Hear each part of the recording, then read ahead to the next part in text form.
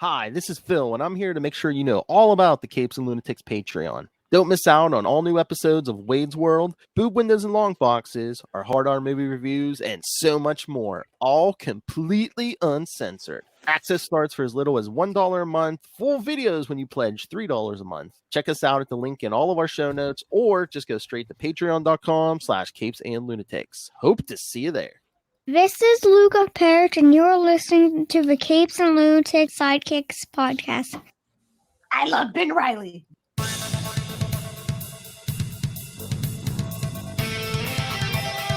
That's right, kiddies. It's time for another Scarlet Pimps episode. It's the end of the month.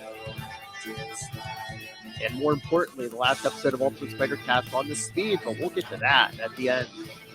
Anyway, I am Phil.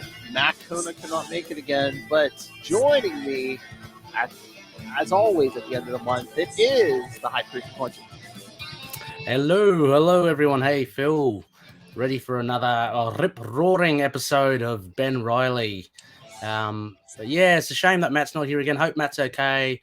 Shout out to the fam, to Matt as well. And Phil, Noel says hello. Oh, you know what? I love Noel. I don't think I was gonna say I've never been on an episode with him, but I think I was on, when we had the big group together for like the game show and stuff. But I'm like, I need some one-on-one, at least either me and Noel or you, me and Noel.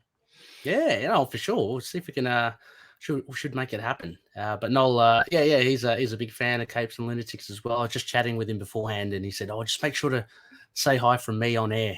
Did you tell him we need to do the Justin the Owl Osgood impression contest? Oh yes, we do. I recorded with Noel and Justin the Owl, and they were exchanging impersonations. It was very funny. Oh, nice. But you can hear that only exclusive to Patreon. So, speaking of a man of many voices, Russell's there. The sausage is long tonight.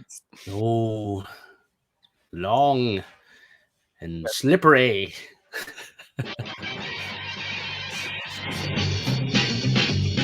Sausage man does whatever a sausage can.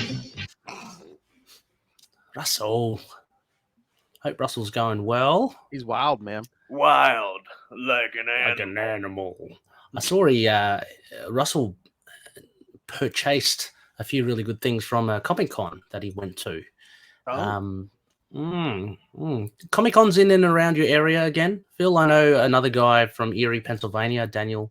He went to Erie's Comic Con. So are they all back to normal? Situation normal? I think most of the ones around here, I haven't been to the last few. I haven't been that brave. But yeah, I did see Daniel in his book Fringe Night this weekend on Facebook. Yeah, Erie's like on the other side of the state for me. That's like a few hours away. But yeah, I mean, yeah, even like the local cons are back, but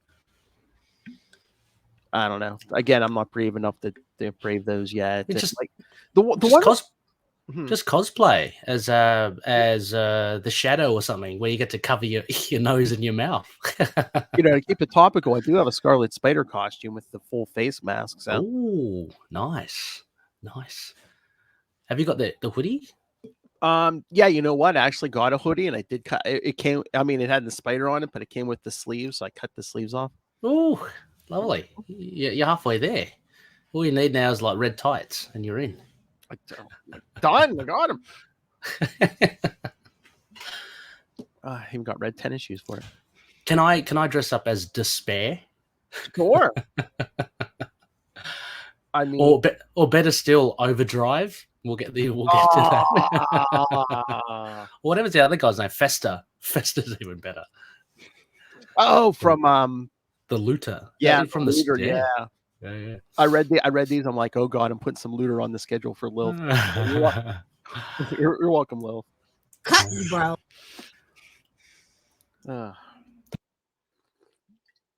So many Lilith drops, Ray. You must have an iPad just full of Lilith, I reckon. Oh, it's on memory. Memory filled up.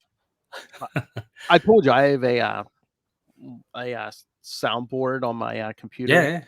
I mean, there's almost 2 pages of Lilith. Wow.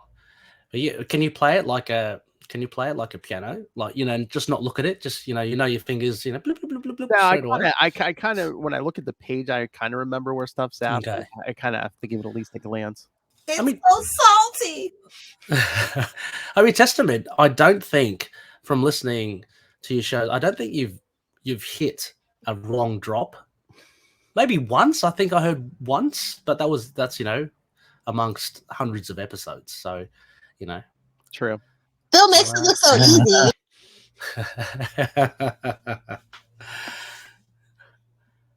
How is Lilith, by the way? How's she going?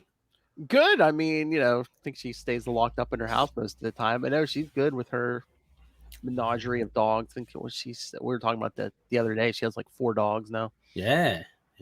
And armadillos. Armadillos, yeah. Don't get enough of them.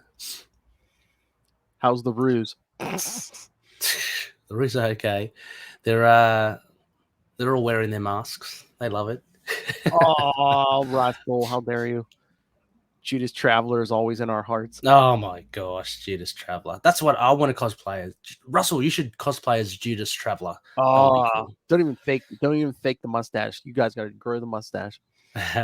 All you got to do is go into an op shop and just, because that's what his costume looks like. It just looks like a slapdash. Just buy anything from a secondhand store, clothing shop. It's like Slap a it 90s, on. it's like a 90s goth. Yeah, Yeah. Yeah, all right, Russell. I dare you to do like an episode or 2 on Judas Traveler. Ooh. Russell, I dare you to do like a 2.5 hour epic episode on Judas Traveler. Like, I mean, he never makes it out of the. I mean, he doesn't die, but he doesn't make it out of the Clone Saga. Spoilers. So yeah, I mean, you one episode. Do it. Yeah. Yeah. You technically go panel by panel of Judas Traveler. You should be able to make 2.5 hours. Exactly. Then you get the disappointing ending.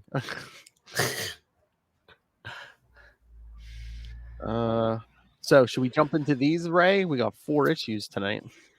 Yeah, Phil. So what is this? What is this 4-parter? What is this saga that we're looking at?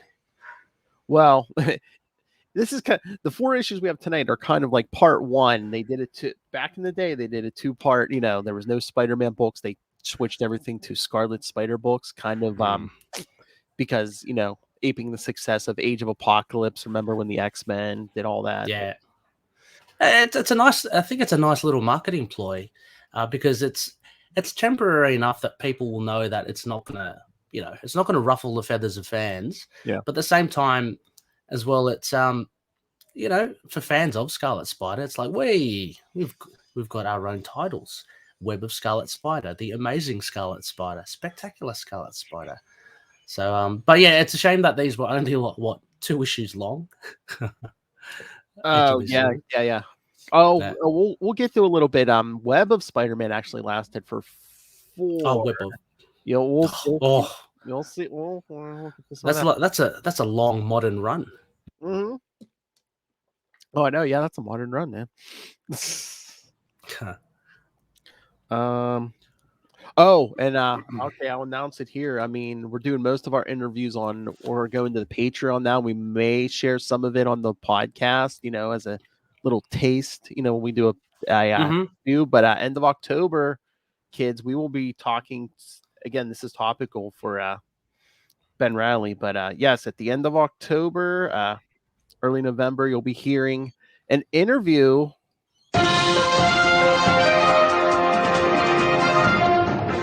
See, that's breaking news. All right. Yes. At the end of October, early November, you will hear an interview with Kelly Thompson talking about the new Spider-Man Beyond stuff featuring, current Ben Riley stories. That'd be so cool. Kelly is so much fun to listen to. And I know she's been on your show a few times. Oh, she's great. Gosh, she's done a lot as well. So it's like when you mentioned that she was on, I mean, obviously, you'd be questioning her about or chatting with her about Ben Riley, but what don't you ask her? I mean, she's like, so much she's got going. Like the first time I talked to her, it was about she was writing Kate Bishop, Hawkeye, and then I know we talked to her about Deadpool. When Captain Marvel came out. Did we do a Black Widow episode? I mean, yeah, it's just like she's like I think she's like the longest running Captain Marvel writer now. I think it either is or it's getting close. Yeah. Yeah, I think. Yeah. Well, who's the other one? Kelly Thompson, I think. But yeah, Yes. if she hasn't beaten her yet, she's getting close. Yeah. Yeah. That'll be fun. So just maybe excerpts then, Phil, you're saying on the regular show, and then the full interview on Patreon. Yeah. I think yeah, we might do like a taste of each, a little couple minute snippet on each. Yeah, and then send everyone to the Patreon because yes, kids, we'll get to that announcement at the end. But the Patreon, very important these days, more than ever. So yeah, I was thinking, Phil, I might bump mine up a little, see what I can do. I guess we could just, hey, kids, starting in October, so probably the week after you hear this, yes, the Southgate Media Group will be no more. The Capes Lunatics Sidekicks will be our own free agents, with me. Incorporated. Yes, incorporated with me as the figurehead and Lilith cracking the whip behind me. Oh, it was already started yesterday. She's like, here, go get this website, go get that, because we're gonna have a website and stuff. She's like, go get, make these emails, go get this, website and stuff. So yeah, I was doing work yesterday because Lilith was like, cracking the whip on me. That's good though. It's good. Keep it active. You get on the front foot. You make sure that it's all kind of, you're very well established already, but just those little things, to get it. Yeah. Like I said, kids, hopefully the quality should stay the same. It's just the only difference is we're going to be moving. Well, this show, everything Marvel will be on the Capes and Lunatics podcast, and everything DC. So Ray's not going to hear it. Will be on the Capes and Lunatics side. Look, I'm getting into DC. I tell you. I know, but there's one more stuff. Do stuff on Dr. Fate. Come on. But every time we do Batman, me and Lilith are just like, Ray's not going to hear this. Look, I love your shows, but I must admit that I don't tune in to Batman that much. I love only because come on. I can play the weirdest it's dropped for me. You don't care, but if I just play that one, that's like a thing. I love Batman. Can I just say, Phil, look, and again, yes, I know. Not throwing shade at any particular character, but I was in a Facebook group. I am in a Facebook group, and they'd love doing these throwdowns. Superman versus Batman, who wins? I cannot believe Batman was voted more. How? Batman, because he cheats. Superman's too nice of a guy. Batman will cheat. That is the only reason. Superman is too nice. Only reason. I'm sure there are ways you can go around. Anyway, don't want to get into that. Oh man, what now? What, Russell? Been watching horror films all month. What's everyone's favorites? Oh. I haven't watched any really like horror movies, I think, in a while. Mine, dead set, no question, Evil Dead 2. Nice. All-time favorite. But I love the Evil Dead franchise, of course. Army of Darkness is good. But yeah. I think the one I was going to say, I haven't watched horror movies in a while, but I think the one that scared me the most was the 2015 Fantastic Four. Not in a good way. Oh, that's the other thing, kids. In 2022 on Patreon, I think what we're going to do at least once a month we're going to take we're going to make a list of like the worst superhero movies and do brackets. So like every month we'll pit 2 movies against each other until we get to the worst. Yeah. So I mean, you're invited, Ray, if you want any. That's cool. That sounds really fun. Yeah. Marvel, DC. Yeah. Yeah. And and beyond, right? Mm-hmm. There's the Bloodshot movie. Well, I know like some of the early suggestions were like, hey, we could do Superman 3 versus Superman 4 and like Supergirl and that Halle Berry Catwoman, and that's pretty cool. So it's like it's a throwdown, and then we'll find out, is that it? We're going to find the best movie or the best worst movie? Well, the king of the worst, yeah. Cool. And everyone's like, when are you getting the Scarlet Spider? Okay, we'll get the Scarlet Spider. Oh, yes. Sorry, fellow pimps. All right. That's right. Well, I at least wanted to get that Kelly Thompson news out there because that has been rallying, Yeah. All right. So, yes, today we're covering Virtual Mortality, the 4-parter. That part 1 begins in Web of Scarlet Spider #1 from November 1995. Writer Tom DeFalco and Todd DeZago. penciler Paris Karunas, inker Randy Emberlin, colorist Kevin Tinsley and Malibu Color, letterer Steve Dutrow, and editor Eric Fien. Yeah, that's right. Yeah. There's a new spider in town. Wasn't that like a Sinatra song? While attempting to stop a gang of muggers, the Scarlet Spider is mistaken for Spider-Man. When they realize they are actually facing the Scarlet Spider, they begin to mock the hero as nothing more than an imitator and amateur. However, their confidence is quickly trounced as the web slinger takes them down with a barrage of impact webbing and stingers. I guess I guess they don't know that he's a clone, right? So he's very much an imitator, but we know. I mean, he's essentially Spider-Man. I mean, he's a clone, right? So he's I mean, all they know is the new guy in his suit. Stab Spider-Man powers, but yeah. As he swings away, the Spider's upset that he's treated like an amateur when he is the real Peter Parker. For now,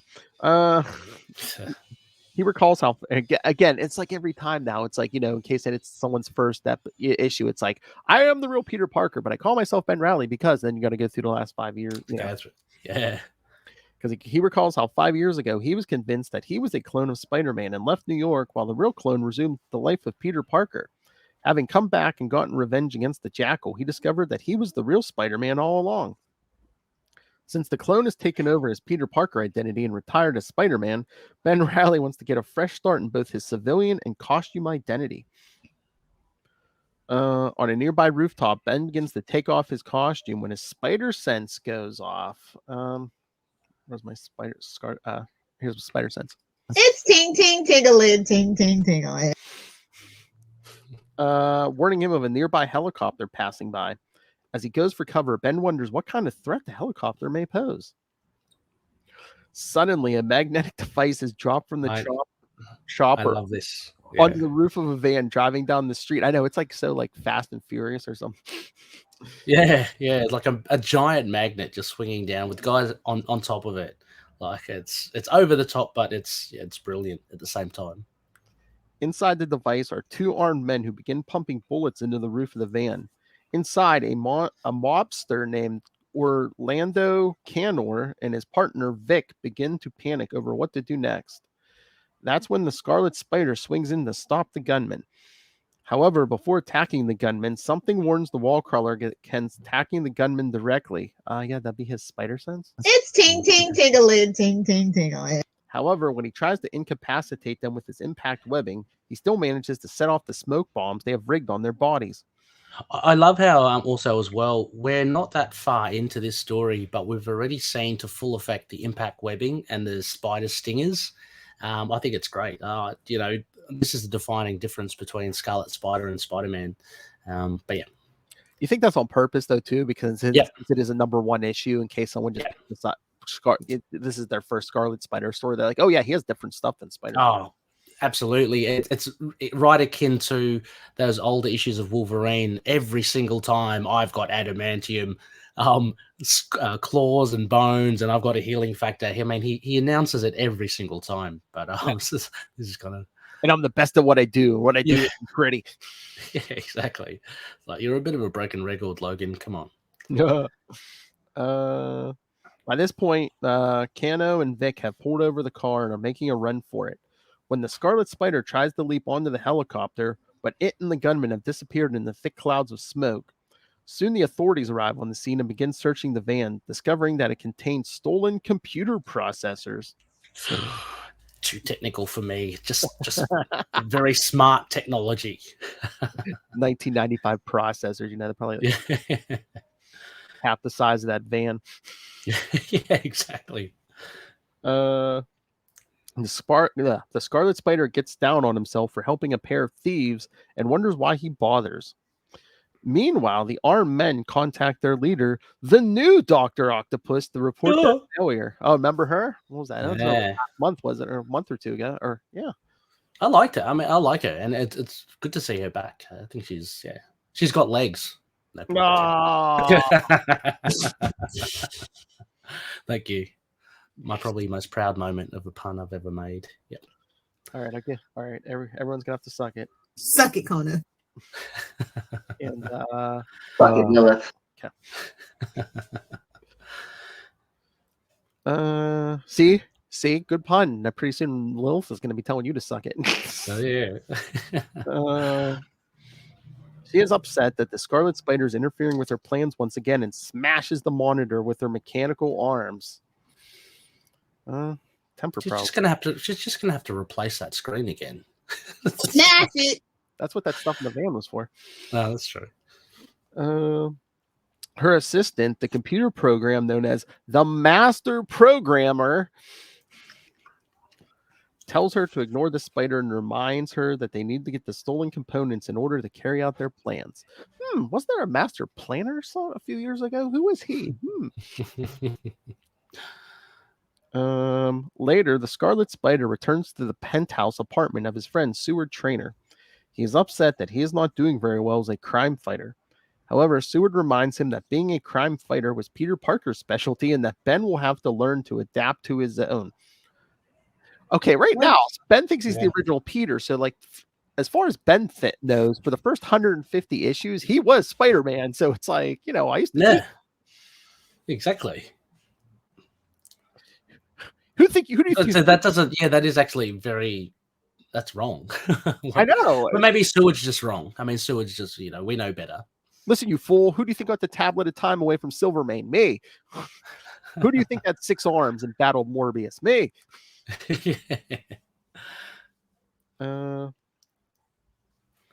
Really? Well, I was gonna say really. Riley agrees and thanks Seward for putting him up while he tries to get his life together. Trainer offers Ben the chance to work for him, but Ben wants to get his own job and earn his keep. Why would you just work for? If Seward can pay you, why wouldn't you just work for Seward? He knows you're just the Scarlet Spider. You don't have to make excuses for running off. I mean, he gets to crash at his pad. He's being offered a job. Jeez, come on, just take it. I mean, not like he's just handing you money if you work, Yeah, exactly. That's right. Putting you to, yeah, exactly. However, he thinks of some way that Seward Trainer can do. To help him. Meanwhile, Orlando, Canor, and Vic report back to their employer, the crime boss known as Jason So. And no kids, he's not a general. Yeah. Hey? General So's chicken. Oh, actually, I don't know that. Oh, no, is that a big franchise over there? Yeah. Yeah, like you get like Chinese food a lot of times, like General So's. Yeah. Well, this guy. I know you don't eat chicken; you eat kangaroo. We know. That's it. That's it. I think kangaroos or bust. But this So guy, I mean, I wouldn't want to buy chicken from him. He's a pretty mean fella. No. And he's got a scar over his eye as well. That's how you know he's evil. Of course. He is angry that they failed to deliver the computer processors that they had stolen. He places blame on Vic and orders his men to gun him down for his failure. Bloody hell. The next day, Ben Rowley goes job hunting, but is turned down for every job he applies for. His last stop is a trendy nightclub called Club Noir, which is looking for a waiter. At first, he is turned down for not having any references. However, when a waitress named Rachel trips, Ben's spider sense allows him to catch the drink tray before the beverage can be spilled. Joey, the bar manager, is so impressed by this, he hires Ben right on the spot. My gosh, if only you could get jobs like that. I know. Later that day, the helicopter owned by Dr. Octopus reappears and uses its magnetic crane to steal the van filled with the stolen computer processors from the police impound yard. The Scarlet Spider has been waiting, and this time, with a special gas mask made by Seward Trainer, figures that he is prepared for the thieves this time. However, when he boards the helicopter, it turns out that the minions of Dr. Octopus have replaced their smoke bombs in favor of electrified suits. Stunned into submission, the web slinger is helpless when the thieves push him out of the helicopter. Thankfully, the Scarlet Spider is able to save his life by catching the chopper with the web line. Unfortunately, Sorry, Phil. I just gotta say one of my favorite lines from this issue. Ben gets zapped, and he just says, "You mean I brought my gas mask for nothing?" It's just so funny. So funny. Yeah. Unfortunately, the thieves see this and begin trying to shake the hero off of their vehicle. When this doesn't work, they start shooting at the spider, forcing him to let go. In order to save himself from a lethal fall, he quickly spins himself a makeshift hang glider out of his webbing to slow his descent. Yeah, baby. I like that because it's like it reminds you that Ben and Peter are smart, because you could tell as he's falling, he's like calculating, how much time he has when he hits the ground, and Yeah, and also it's not often you see him fashion objects out of the webbing. Like it's coincidental that I was looking at the old Superman versus Spider-Man did for one of our shows, and Spider-Man builds himself some water skis. So this was very reminiscent of that. But that was back back in the 80s or whatever. But this is so reminiscent of that. I love it. Hang glider, and then he's got some skis as well. Boy, how skilled is he? He's building a hang glider while he's falling in midair. I mean, he's pretty good with the webbing. Yeah, I know. Flying over a nearby lake, he then fashions some water skis to finally stop himself. By this time, the news of the daring theft has reached Jason So, who is furious to learn that the processors were stolen out from police custody. When he pulls up to Club Noir, he asks his manager what has been going on with his business while he was gone. Joey tells Mr. So that he just hired a new waiter named Ben Riley. So yes, what kids, the hell? He's working for the crime boss. Oh, what a twist! Love it. I thought this first issue was good. I didn't mind. I thought the art was pretty good mostly, but there were little things like that Canor guy, Orlando Canor. He looks kind of different a lot, and there's a little inconsistency with him there. And Mr. So not so much, because he's got the identifying, disfigurement or scar on his face, so you can always tell him. But yeah, like there's people like Orlando. Unfortunately, yeah. You mean from issue to issue? Even this issue, I was like, look, and definitely from issue to issue, because the later issues he looks a little bit more taller and bigger and more imposing. Like the very first scene of him here in the car with Vic is like, if you look at that, and then if you look at him at the end, that last page with not Dr. So, I was about to say Dr. Evil, with Mr. So, he looks just so different. But anyway, I mean but that's a small quibble. I mean, I enjoyed this. I thought it was really cool and had a nice little twist incorporating Ben Riley's persona into the mix with So. Yeah. Like this artist, like I wasn't familiar, besides this issue, I really never heard of Paris Coronas. Yeah. I did. I'm just looking this up. Looks like he might have done some work on some Marvel Comics Presents. Okay. His Scarlet Spider's quite nice. I like Scarlet. It looks pretty cool. And geez, my gosh, Ben's hair. I can't talk because my hair's bloody wild now, but like his is just terrible. Like it's the mullet. I'm just staring at it now, just like wow. Dude, he is just a he's just a victim of the 90s fashion, because I mean even your buddy had a mullet at this point. Imagine what it would feel like putting a mask over that. I know. Comfortable down the back of your neck. Just like anyway. But what did you think of this, Phil? Especially like with the Club Noir, the processes. What did you think of all that? I mean, I liked it. It was a fun, entertaining story. But yeah, there's a lot of coincidences here. Like Ben, the only place Ben could get hired is for like the crime boss. Yeah. It's it was a still enjoyable issue. Yeah, I enjoyed it as well. I was just looking at the notes on the webpage here for this issue. It's the one that I keep chuckling at. It says all technological references made in the story were considered cutting edge when this story was written in 1995. Yeah, we've got to remember that, I guess. It's so funny. I mean, even later on, I mean, you and I talking about it. Like, it's no spoilers because you know Yeah. these are old stories, but the whole VR thing, like that was to them like cutting edge. And Oh yeah. but you look at like today's standards. Like I just saw on the news, there's this kind of debate about Mark Zuckerberg's new Facebook not goggles or sunnies or something, and the breach of privacy that has. And Oh. look at the technology where we've come now. You know, everyone's gonna have a Tony Stark pair of sunnies. It's crazy. I think they started making those. Yeah, like you can get like Yeah. a pair of glasses. Yeah, and you can like I can see your like your phone screen and stuff on there. Yeah, it's crazy. All right, so should we get to this next one? Yep, Yeah, amazing. My two favorite covers were the web one and then this one, the amazing one. I knew you'd love this one. Oh yeah, of course it's Mark Bagley. All right, so Amazing Scarlet Spider #1, also November '95, by writer Tom DeFalco and Mike Lackey, penciler Mark Bagley, inker Larry Malstead, colorist Bob Sharon and Malibu Color, letterer Bill Oakley, editor Tom DeFalco, and the title Violated by the Virtual.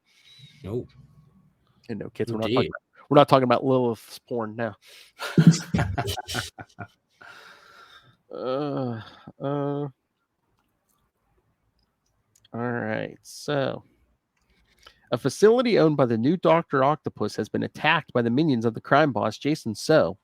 As they clash with her armored minions, Orlando Canor, looking different always, finds that they have come for what they can't come for, a specially constructed virtual reality visor. Dr. Octopus is informed of the attack by her minions. Her only concern is that the technology doesn't fall into the hands of her enemies. Learning that the attackers are still in the lab, she orders her minions to continue fighting and sets the facility to self-destruct. Damn, that's a hell of a retirement package. She really doesn't. She does not care about her property at all. Man, that's one tough HR. Meanwhile, the Scarlet Spider is swinging through the city. He cannot believe that he is the only web slinger in New York City, something he has wished to happen for years. He is out looking for the hideout of Dr. Octopus when suddenly his attention is drawn towards an explosion. I know, it's like, oh, I wonder what that is. Yeah. The wall crawler goes to investigate and finds himself attacked by surviving minions of Dr. Octopus. They're trying to get away with the virtual reality visor, but the Scarlet Spider easily defeats them and takes the item away. Unsure what he has, the spider discovers that it is similar to the VR headset created by his friend Seward Trainer. When the police arrive on the scene, the Scarlet Spider decides to take off to figure out what he has with him. Watching this from a nearby alley is Orlando Canor, who tells his surviving men that they need to report this back to Jason So.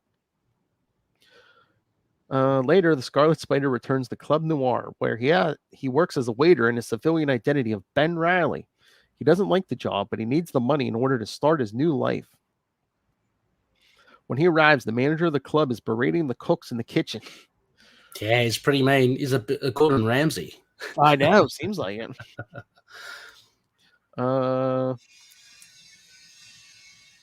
With his clothes reeking of smoke, because remember he was at a exploded building, he decides to slip out of sight when the manager complains about something smelling like it is burning. While back at the headquarters of Dr. Octopus, she is furious to learn that her VR headset has been stolen. She orders her minions to find out who was responsible for the attack and recover her stolen technology. Alone, Dr. Octopus goes to her computer to confer with the master programmer. The programmer is already aware that the headset has been stolen, but assures her that they will be able to track it once it has been activated. When she asks if he has any other good news, he tells her that he does.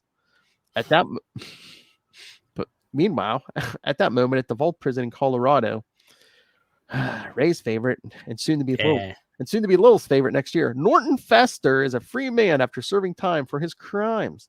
Which he looks again. This is the same guy from the latter issue, right? Because he looks very different again. He looks a little bit more slight of build. I know. Yeah. Again, different artists and yeah.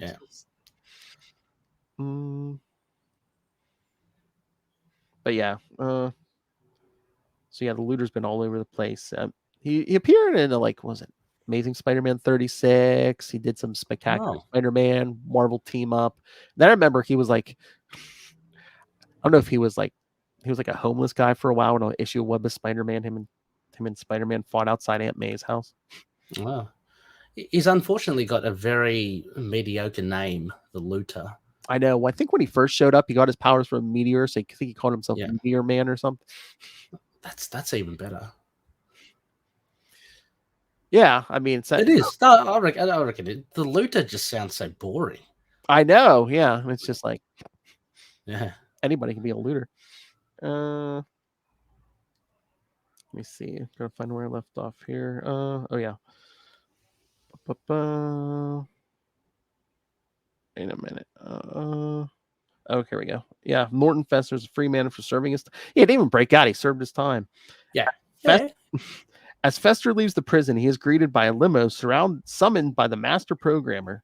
The passenger inside offers Fester a large sum of money in order to enlist his services. Seeing the large stack of money is all that it takes to get Fester's attention.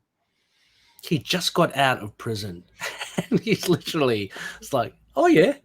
He's not even off the prison grounds yet. He's like, oh yeah, let's do some more crime. Yeah, jeez. You think what the prison wardens would be thinking as they kind of look in the distance. It's a limo, yeah. Exactly. Well, back. See, that makes more sense. Back in the day, that vault was like in the middle of Colorado, like in the middle of like nowhere, just like empty, like forests and stuff. Nowadays, I think like the raft is like right off of like, right like in the river in New York, which just right off the shore of like the biggest city. Yeah, exactly. Yeah. Again, the vault made more sense. It was like in the middle of like empty territory. There was not. Exactly. You want to protect. Yeah, protect your citizens. Well, back in New York, Ben Reilly is slaving away in the kitchen at Club Noir. He's interrupted by Joey, who has come to check how Ben has been doing on the job. Ben is great. How he's getting women throwing themselves at him. Anyway, no. Ben is grateful for her helping him get his job. Just then, Ben's spider sense goes off, warning him of danger. He notices Orlando Canor rushing through the kitchen and recognizes him from a previous robbery. See last issue. Joey's disappointed that Ben isn't paying attention to her, and when he asks who Orlando is, she doesn't know. Maybe she was getting the wrong message because, she's all trying to flirt with him. He's like, oh no, who's that big guy? Who's that big guy? Yeah, exactly. Who's that big masculine guy?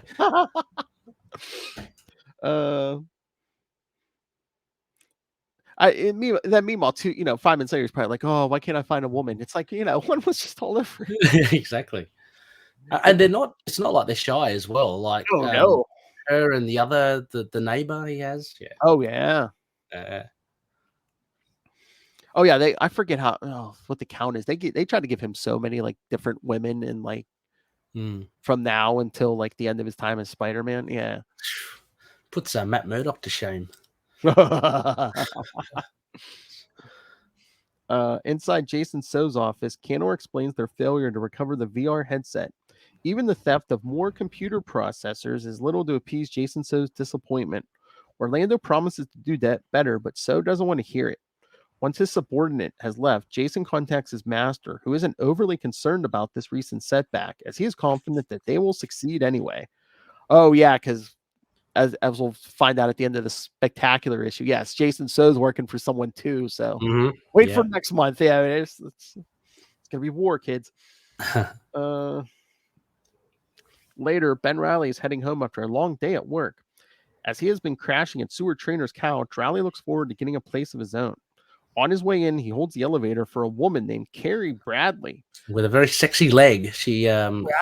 that leg. There is a new tenant in the building. They engage in small talk until Carrie has to get off the elevator. As she gets off, Ben can't help but find himself I've been working with Little Hellfire too long. Ben can't help but find himself interested in her and wonders if he should reconsider moving out. When he enters his friend's apartment, Ben shows Seward the VR headset that he recovered earlier that day. Seeing the device, excited Trainer, who tells him that it is the most advanced piece of VR technology that he has ever seen. He wants to test it right away, despite Ben Reilly's reservations. Seward brushes this off, however. As soon as he activates the device, it is instantly detected by the master programmer, who then tells Dr. Octopus and assures her that he will deal with it. As Seward explores virtual reality, he is suddenly attacked by a sentry calling itself VR-37. As Trainer battles for his life, the weapons he and VR-37 utilize manifest in reality right before the astonished eyes of Ben Reilly. Yeah.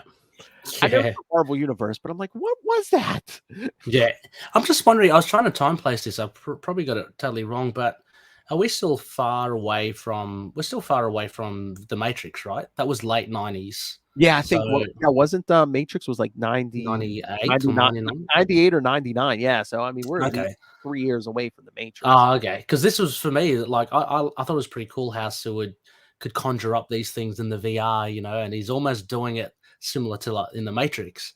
Yeah. But the added difference is that it's actually manifesting in Yes. reality. So yeah, just weird. Oh yeah, Matrix 4 coming out. Yes. Have you seen the preview? It looks awesome. I've seen a little bit. Yeah. Yeah. I've been telling my son who's never seen any of the Matrix movies. I'm like, oh, we're gonna have to watch the first 3, kid, again. Yes, absolutely. As Trainer battles for his life, hearing his friend screaming in pain, Ben grabs Seward's own VR helmet and wires in so he can help his friend. Ben's avatar appears wearing his Scarlet Spider costume and tries to pry Seward out of VR-37's crushing grasp. Seeing that the spider is now in virtual reality, she orders VR-37 to destroy the intruder. To this end, the Sentry creates virtual replicas of Dr. Octopus, Venom, Carnage, and Stunner to fight off the web slinger. Seward handled these new threats, summoning virtual weapons and armor to face them. This gives the Scarlet Spider a chance to deal with VR-37.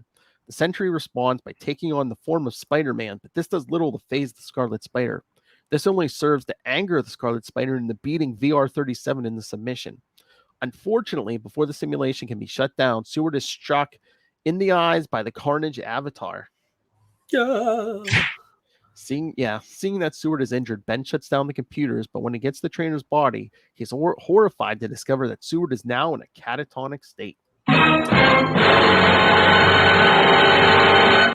Yeah, when you see eyes rolled to the back of their head like that, you know that your buddy's in trouble. But yeah, no. What did you make of this issue? Again, I liked it. Again, it's Bagley art, so I mean that always I can look past a lot of stuff for Mark Bagley art. Again, it's good, but again, I mean we'll get to this next month too. But it's like I don't know the whole the thing where it's like, oh, make VR real. So it's like, so shouldn't that just be like holograms or something? Yeah. Look, I liked it as well, and similar to you, I think much of it has to do with Bagley's art. It's just really nice to look at, and his layouts are great. I don't think the story is too convoluted, just yet. It's got enough premise in it, and it's basically, so we've got 2 crime lords. They're after this tech, but it's interesting for this issue to see what that tech does. The virtual reality.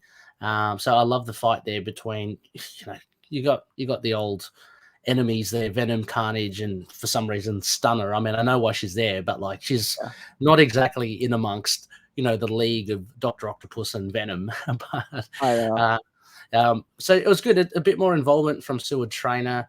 And again, we still get more stuff from Ben Reilly too. A little bit of love life happening there, potential. He gets hit on twice in the space of a couple of pages. But yeah, and then again, there's the little dangled carrot in front of us of Mr. So's working for someone. So a pretty solid issue. As I mean, look, Phil, we're not talking about this virtual mortality. We're not talking about timeless classic story, but it's just fun. It's fun enough. Yeah. But yeah, with Seward at the end, you said his eyes rolled in the back of his head. Yes, so your buddy's mind is either stuck in virtual reality or you've had a crazy weekend, a la Lilith Hellfire. Hey, someone who paid good money for that in Florida. Yeah, it also gave me a little bit of vibes of a little bit of a riff off Nightmare on Elm Street. We're talking about horror movies and that whole thing about stuck in the dream, stuck in the VR, that sort of stuff. Yeah, Oh, definitely. Wasn't there one where they used like a computer? Was that Lawnmower Man? There was something. Oh, I yeah. swear there was, yeah. Yeah, Lawnmower Man. Again, cutting edge technology there back I in the know. 90s. I can't remember how many years it's been since I've seen Lawnmower Man. It's probably been over 20 years since Oh, I've yeah. really, Me too. I can't remember it. Another little last interesting point here. Interesting that VR Sentinel or whatever it is takes the guise of Spider-Man. Look, I don't think it was that essential, but I can see what the writer was doing as DeZago. What was his name? Tom DeZago. I don't know if DeZago. Wait, let me see. This one. Oh no, this one was written by DeFalco and Mike.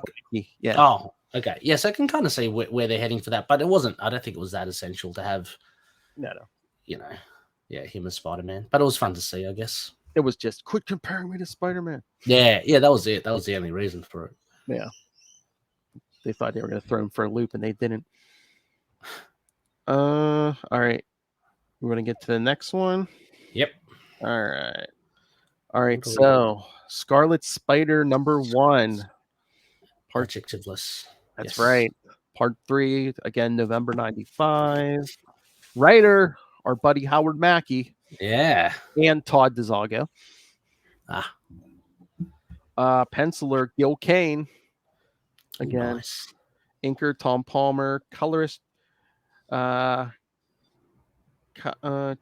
Wang. Malibu Color. Yeah, colorist Chi Wang and Malibu Color. Letterer, Richard Starkings. Comic Craft. Editor, Bub Budiansky. Mm-hmm. And this one's titled To Thine Own Self.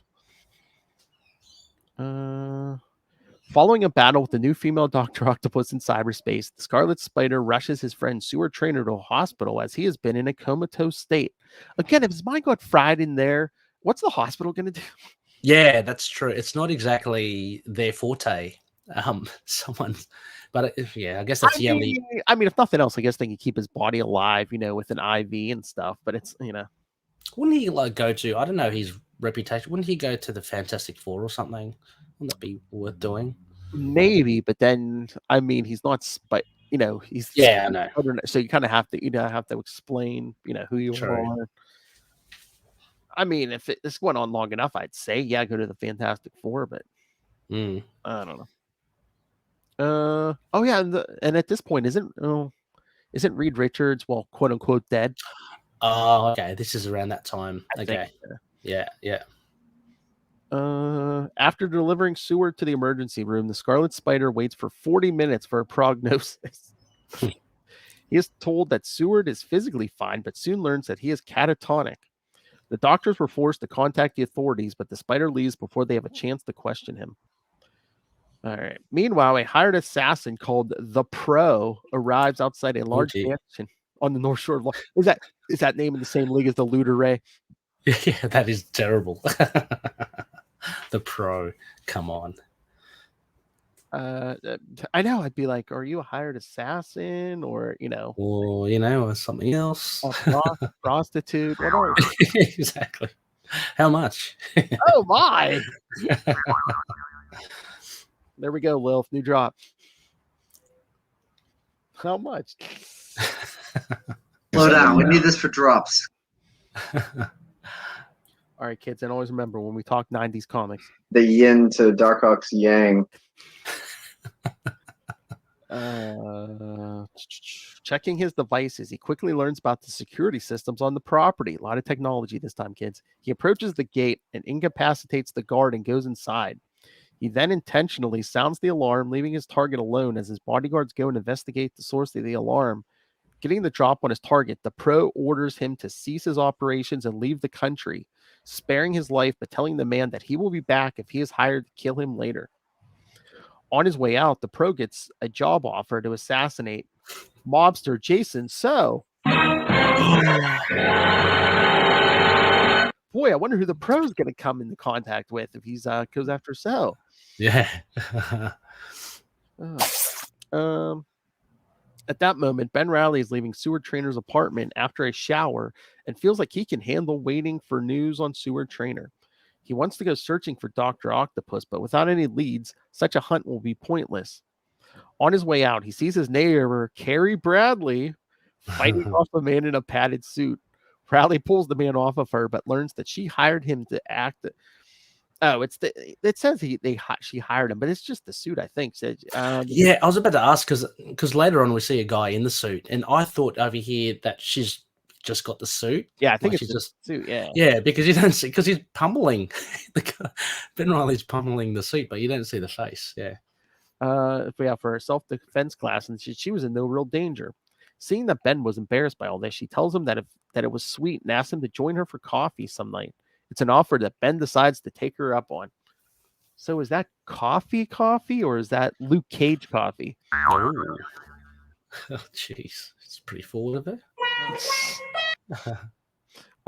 Meanwhile, at the Daily Bugle, Ken Ellis gets an email from his contact, but discovers that it is from another unidentified source.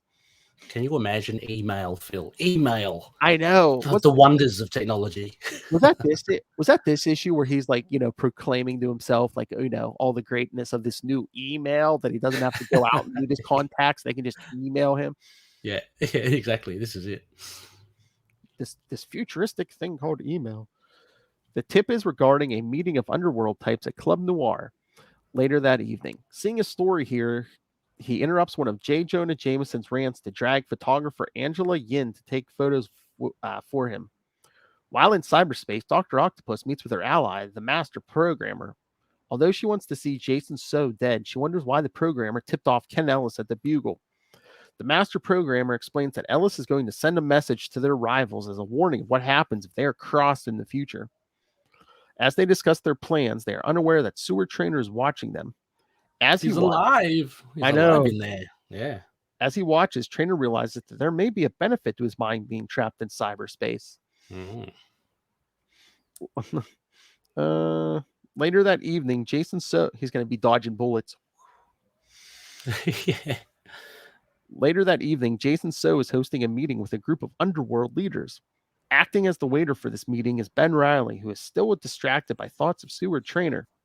That's when So's assistant Orlando Canor tells Jason that he has to call on his private line. As he excuses himself, Jason bumps into Riley, causing the waiter to spill wine on his suit. You don't do that to the big boss. No. You bumbling fool. Especially him, man. Yeah.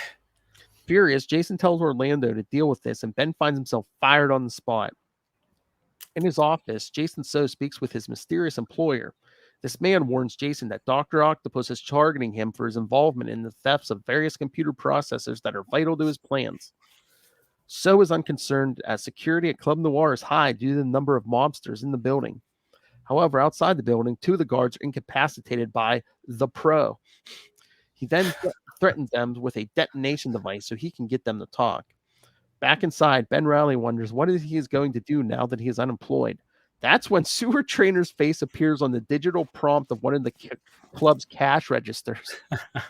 How cool is that? He can just like form himself in any electronic device, it seems. I know. Oh, you got fired? Here, I'll pop the drawer. Taking a run. However, before he can explain what happened to him, Seward suddenly disappears, leaving Ben to wonder if he hallucinated the whole thing. Suddenly, his spider sense begins going off. He then notices Ken Ellis being barred at the door by a bouncer and is concerned about being spotted. Because, he's concerned about them thinking he's Peter Parker. Yeah. Which is a nice little dynamic, again, because it's like he's got to keep on his toes with that sort of stuff. Oh, yeah. Yeah. Just wait for two months, kids. He'll deal with that problem, sort of. When Orlando tells Jason So that Ellis and his photographer are here, So invites them in. Ben is relieved when they walk by without Ken noticing him.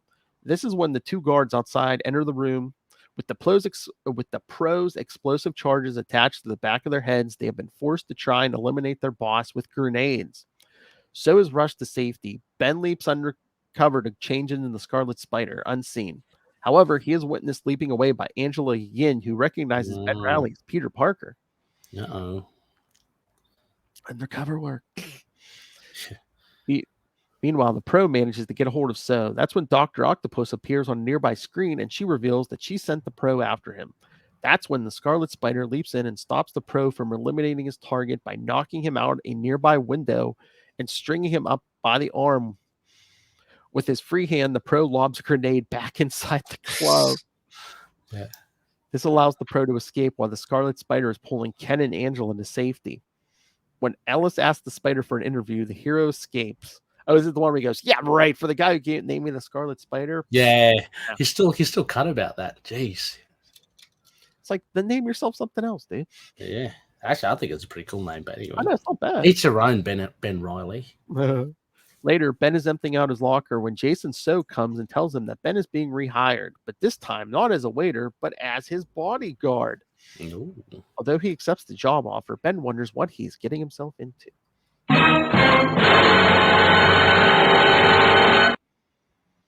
So, I mean, we get kind of nice little cliffhangers on a lot of these. Oh, no, I think so as well. And there's... Oh, you think so? I think so as well. But I mean, similar to the last issue, it's not too, there's a lot of stuff happening. Like, you know, they've got to juggle a lot of characters, and this whole new dynamic about Stuart Trainer being in electronic devices. You've got Ellis and the photographer coming in as well. You've got these new, again, just introduced in this issue, right? The Pro. So all these new characters, and they all serve their purpose, which is really cool. But it's just, I guess it's very different from other comics that you might be more familiar with, in the sense that the story, for want of a better word, is told a lot more cleaner. But there's just so many little threads here, and I don't think that's necessarily a bad thing, but it certainly gives a different kind of vibe when you read like this arc. And I don't know whether that vibe is just 90s-esque, but yeah, it's different. But it was entertaining. I liked it. I mean, again, action scene. I thought the art was cool. I mean, Gil Kane. A lot of it actually reminded me of Tom Palmer's inks as well. As that kind of look. Ben Riley looks very different. He does Ben Riley's Scarlet Spider's face quite different. It's a bit more round. Yeah. It looks like a helmet. But yeah, it was good. What did you reckon?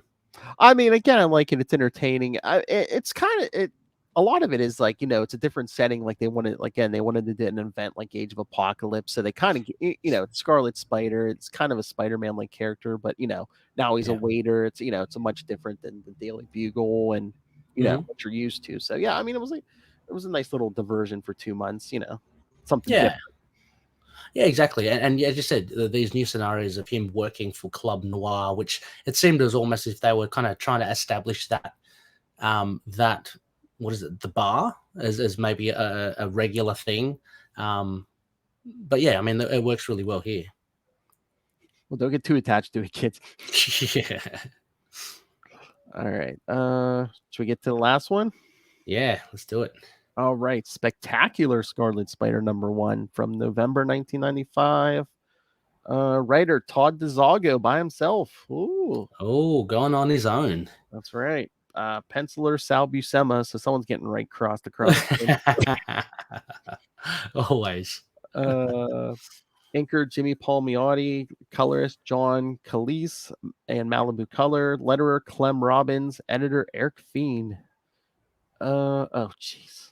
Okay, this has to be the most punniest title we've had so far this week. Okay, ready for this one? Between a rock and a hard drive. Oh my god. That's pretty cool, actually. So bad, it's good. I was going to say, who's writing this? Matt Kona? All right, Dr. Octopus has recruited a number of individuals for cybernetic enhancements. Among these test subjects is Norton Fester, the supervillain known as the Looter. As he trains with his teammates Override and Aura, the Doctor examines him closely of all. With his previous it's Override, is it? That's even worse. Yeah, it's Override. Yeah, no, yeah, Overdrive comes later during Brand New Day. No, Override and Aura, that's terrible. I mean, some of these characters don't last, but these two last at least until like the end of the 90s. So okay. I mean, I don't mind Aura. I mean, she's got a pretty funky power set. Anyway. Oh, so Ray doesn't mind the character that's female in a skin tight outfit. Okay. But no, Override's kind of ridiculous. I know. Silly. Doesn't even make sense. I mean, he takes over any mechanical object, but if there's no computer within that object, how do you take control of it? I know. Like, how And does it's he take control of the guns? You know, I know. it's like, yeah. Anyway, Might as well just say magnetic something. yeah, exactly. The looter anger gives him an edge, but his teammates gain the upper hand when the trio becomes more argumentative. Dr. Octopus puts an end to the training session so she can make adjustments that are cybernetics. As she does so, nobody notices the face of Sewer Trainer appearing on one of the computer screens. Oh yeah. Hey, do you have a screensaver of your dad? No. Yeah, very weird wallpaper you got there. Trainer isn't the only spy, as her plans for the evening are heard by Ooh. Joe Wade, an FBI agent who's been working Whoa. undercover as one of the doctor's henchmen. Keep an eye on Joe Wade, kids. Go, Joe. Especially the next 2 months. Elsewhere, the Scarlet Spider... Oh, sorry, can we just stop there as well? I love the little red herring. He thinks he gets caught out by Dr. Octopus, but it's a guy just holding a lot of noodles. Like, I don't know what they are, pipes or something. Yeah. Just, did you catch that too? And it's a red-headed guy named Jimmy. Oh, yeah. Elsewhere, the Scarlet Spider swings across the city, thinking about how crazy his life has become ever since he discovered that he is the real Spider-Man. Particularly that Sewer Trainer's mind is trapped in cyberspace, and that his employer, Jason So, is a mob boss. Arriving at the hospital, the Spider changes back into Ben Reilly and checks on Seward's body. The doctor tells him that there is no change in his condition. Still, Ben begins to talk to Seward's unconscious body. He wonders what he can do about Jason So's offer to become his bodyguard. That's when Seward's face appears on the hospital monitors. Like, really? He informs Ben that he has been spying on Dr. Octopus and learned that she is sending cybernetic warriors to retrieve the experimental components that So stole from her. Riley realizes that he will have to take the job in order to keep an eye on things. Later, Ben goes to the L gym to meet up with his neighbor, Carrie Bradley. He arrives just as she finishes giving a self-defense course. Carrie is happy to see Ben and is looking forward to their coffee date. However, he tells her that he came in person to cancel because he took up a new job at Club Noir. Look at her face. Look at the face of someone that is totally pissed off. I mean, I would be too. I mean, as she says, I could have made other plans if you just let me know earlier. But yeah, she's really not happy. I know, and then like spoilers next month, she like calls him like a slacker, and it's just like, wait a minute, I got a job, and you yelled at me for yeah, I had to work, and it's yeah, but she is upset and wishes that Ben told her sooner so she could make other plans. Riley tells her that he is not intentionally blowing her off and intends to make it up to her, but she walks away without listening. Later at Club Noir, Jason So arranges for his assistant, Orlando Canor, to deliver the stolen components to their mysterious employer. I swear he grows every month as well. Like, he's massive. He's massive now. He's even got folds in the back of his neck now. Like, what's happened? Steroids. He roided up. Yeah. That's when Ben Reilly enters to start his first shift as So's bodyguard. He is asked to wait and watches as Canor is sent with a briefcase full of components. Ben tries to tag the briefcase with a spider tracer, but Rachel, one of the club's bartenders, gets in the way. When she gives Jason So a drink, he doesn't like how it tastes, and he tosses it in her face and warns her that she will be out of a job if she and the bartender screw up his drink again. Oh gosh, she got hard liquor in her eyes. That's terrible. I mean, you must be making good money to be taking that kind of abuse at work. Yeah, I tell you, yeah. He then asks, it's like there's no other clubs in New York. The biggest city in the biggest city in the United States. Yeah, there's no other clubs you can work at. Okay. No. The place to be, Noir is the place to be. I guess. He then asks Ben if he is ready to be So's bodyguard. Meanwhile, outside, the looter, Override, and Aura are watching as Orlando leaves the club. The looter tells his teammates to keep So busy while he recovers the stolen technology. After the looter leaves, Override uses his powers to take control of a passing big rig and forces it to crash through the front of Club Noir. Inside, Ben's spider sense is able to alert him in time to get Jason So to safety. While his team... This is like some kind of a weird action movie. While his teammates smash up the bar, Smash it. the looter hacks into the vault in order to get at the computer components. Meanwhile, Ben Reilly gets Jason So to safety and slips away to change into the Scarlet Spider. While he is busy battling Aura and Override, the looter discovers that the vault is empty. When he calls it in, Dr. Octopus is furious to learn that the parts have been moved. Back upstairs, Override uses his powers to make the Scarlet Spider's web shooters spray webbing out of control. That's a pretty good idea. Well, I mean, despite what we said, I think that's a pretty cool difference. Yeah. I mean, if you could do all machinery, yeah, why not? But and actually, incidentally, as well, since we're on the last part as well, I know Spider-Man from time to time loses his web fluid, but it seems that Scarlet Spider always seems to be out every now and again with his web fluid. I don't know. It's the stories that we've done. He's been short of it a few times before. I don't know what he has to do to kind of rectify that. But yeah, I don't know, because I know Spider-Man would keep some extra cartridges on his belt, but I mean, Ben Reilly has those pouches. Yeah, exactly. It just seems to be more of an issue for Ben Reilly. I don't know. I think they were kind of trying to go with like back to classic feel, and they just I think that was one of the themes they felt like back in the day. He was always running out of web fluid. Yeah. Oh, just wait in 2 months when he becomes Spider-Man again. Wait till you see what he's making webbing out of. Let's see. Let's see. Yeah, so Override, makes the web shooter spray webbing out of control. However, the hero turns around on his foe by switching the stingers and forcing him out with their venom. That's when the looter comes upstairs to see what his teammates are doing. Seeing the Scarlet Spider, he mistakes him for Spider-Man, viciously attacking the wall crawler. The Spider vaguely remembers battling the looter during his early days as Spider-Man. So even though Ben Reilly's he has a memory of at least one fight with the looter. Yeah. And funnily enough, everyone seems to see Scarlet Spider as an imposter. The looter sees him as Spider-Man. It's just the opposite. Not smart, I know.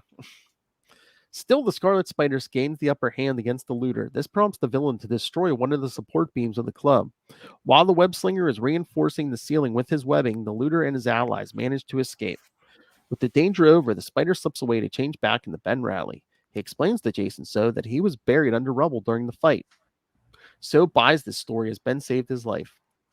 Returning to his office, Jason So contacts his employer to see if he received the stolen components without issue. His employer, Alistair Smythe, did, and he is pleased for the results, showing off his Cyber Slayers, telling So that he intends to give them a test run. How cool is that? I like that last bit, actually. Seeing Alistair Smythe back and a bit of a riff on, his original Spider Slayers. Yeah, cool. That was a good. I think that was a great ending. I think that was a pretty good way to kind of cap that off. Oh yeah, bring it back for month 2. Yeah. As much of a legend as Buscema is, I didn't mind the art, but I much preferred number 1. I think the Mark Bagley one, part 2, was probably, and I like actually, and then first part, and then and then the third, and maybe this one last. I don't know, but that was good. A lot of fighting, good to see. But again, not that impressive like villains like in the Looter, Aura, and Override to fight against. But I loved how he took care of Aura, and that was pretty cool. Like he had that impact webbing, but she better keep that force field open, otherwise she'd be kind of crushed, I guess. But yeah, it was good. What did you make of it? Again, I liked it. Yeah, sometimes I don't know if this was rushed. Sometimes Sal's art, I mean, I usually like it. Sometimes, I don't know if it's like the inker and stuff or the colorist or sometimes it seems like stuff might bog it down, but because like to be fair, his Spectacular Spider-Man run, it wasn't any more detailed than this. Actually, it probably was less detailed, and I think maybe it is the inker and the textures they put on it.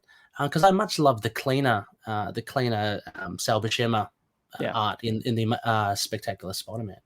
Oh yeah. And I mean, I like this better than like the Gil Kane stuff. I mean, I know Yeah, Gil's I'd like say. a legend, but it's like I don't know. Yeah. Sometimes some of his art seems like the figures seem kind of stiff sometimes. Yeah, I'd agree. I was being kind to Gil Kane there because he was a legend, but I think you're right. I think, probably the bottom of the pile in this. Well, I think even then, I think he was an older gentleman. So Yeah. But it's at the end of the day, it's great to see a lot of Ben Reilly Scarlet Spider action, him doing it, and he's got his own ensemble cast in Seward Trainer. Well, mainly Seward Trainer, but he's got all these kind of peripheral characters around him now. Carrie Bradley and that waitress, and him mixing it with the criminals. It's pretty cool. But yeah, Seward is pretty much his staple support cast at this point, I guess. Oh yeah. All right, Ray. What would you rate this this first arc on a scale of what 1 to 10? 1 to 10. Look, again, I enjoyed it. It depends on how you go into it. Yeah. If you expect, I don't know, if you expect fantastic like classic writing, you're not going to get it. But if you're expecting a good time, then you would get something. I'd say maybe a 7 out of 10. I think, I'd say 7 out of 10. It's not outstanding, but it's not terrible. Yeah. And we've had a lot more confusing and a lot more, shall I say, like dumber stories than this in the past. So this was quite solid as the introduction to these new Scarlet Spider titles go. I think it was a pretty good intro. Yeah. Trying to think what I would give this. Maybe there's not as nostalgia here. I don't know. What did you say you gave it? A 7. I think you made 6.5 to 7. Maybe, Okay. but yeah. I mean, I probably have to give it a 7. I'm just, I mean, there's good stuff in here, and then there's stuff. It's like, oh, what's going on? But yeah, I think, got to be a 7. I mean, yeah, we do get pretty much a non-stop Ben Reilly, and understandably, it's his titles. Oh yeah. But it's just really great to see him take center stage. Yeah. I did like that they tried to mix some new characters in with like some of the classic villains and stuff. More classic villains. Yeah. And it's good as well that it's kind of gotten away from that whole Kane and Jackal. We're past that now. There was enough of that back in the day, and so it's good that we've got the Doc Ock now. We've got Caroline. So yes. All right. So, all right, kids. Again, this will be the last episode on Capes and Lunatics Sidekicks for Ultimate Spider Cast. So, make sure if you're a fan of this show or the Devil You Know, the Daredevil podcast, starting in October, catch those on the Capes and Lunatics podcast. And all right, we're gonna start October. Ultimate Spider Cast over on Capes and Lunatics. What are you gonna get? Doc October. Doctober. That's Awesome. right. So next week, you'll hear Lilith and I covering Amazing Spider-Man #3, the first appearance of Doc Ock. Mm-hmm. And then in 2 weeks, you'll hear Amazing Spider-Man 131 when Doc Ock tries to marry Aunt May. And then one that may catch Ray's interest in 3 weeks, Amazing Spider-Man 426 through 428. How did Otto Octavius come back to life after getting killed by Kane in the Clone Saga? You'll find out. Oh, actually, I'd really have, Dr. Doom's always been up there, one of my top-notch villains, but I really like Doc Ock as well. Surprised Charlie's not going to jump in on this. Oh, you know what? I was going to say, I'm going to surprise you. I think he's going to jump on for at least one. So, hey, kids, stay tuned. Which one? We'll find out. Yeah, he's a fun villain. He's great. So plenty of time for him. Oh, yeah. All right. And in 1 month, kids, yes, that's right. We'll be back. Yeah. The Scarlet Pimps will be back for Web of Scarlet Spider #2, Amazing Scarlet Spider #2, Green Goblin #3. What? Scarlet Spider 2 and Spectacular Scarlet Spider #2. That's right. Cool. Crosses over with the Green Goblin issue. Wow. Phil York. Yeah. Oh, Bobby. I'm sure Russell will be happy with that. Mm-hmm. I mean, it's not Hobgoblin, but it's a goblin. Oh yeah. Oh, trust me. Once we get to some Ben Reilly as Spider-Man, we're gonna get a Hobgoblin again. So, I think in the Green Goblin issues, I think the Rhino's in it. Maybe is that the one with the Oh, Rhino? I love Yeah. Yeah, Rhino's good. I love the classic villains. They're great. I mean, it's fun to see Aura and Override. They have their let them have an issue or so, but bring the classics back. Exactly. All right, kids. So yes, so again, for all your Marvel needs and starting in October, go to the Capes and Lunatics podcast. For everything DC, come to the Capes and Lunatics Sidekicks, where you'll hear Nightwing News, Sector 2814, the Green Lantern podcast, Comic Capers, where Lilith and I'll be focusing on DC, and of course, Ray's favorite show, We Are the Night, the Batman podcast. I love Batman. I know. Oh, dearie me. He's like, oh, good try. All right. Yeah. So, but if you want to send your thoughts on any of the upcoming stuff, email us capesandlunatics@gmail.com or call the voicemail 614-382-2737. That's 614-38-CAPES. And remember, you can follow Ultimate Spider Cast on Facebook, on Twitter. Go join our Facebook fan group, Web of Spider-Man, now over 2,000 followers. Nice. Awesome. Mm-hmm. Fantastic. So, yes, find links to all those, links to all the social medias for all of our shows, links to this YouTube channel. If you want to know what the mysterious Ray looks like, yes, go to the YouTube channel. You don't want to know, don't worry. He hasn't had his haircut yet. So, yeah, links to the YouTube. Please subscribe to that. Again, Patreon, again, much more important now because we are paying for our own things now. So, yes, if you can, please subscribe to the Patreon.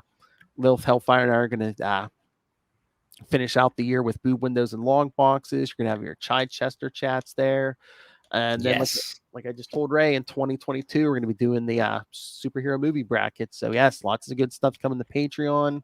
Or if you just want to make a quick one-time deposit, pick up some merchandise, get some cups, phone cases. We have T-shirts, I believe even stickers. So, You have underwear?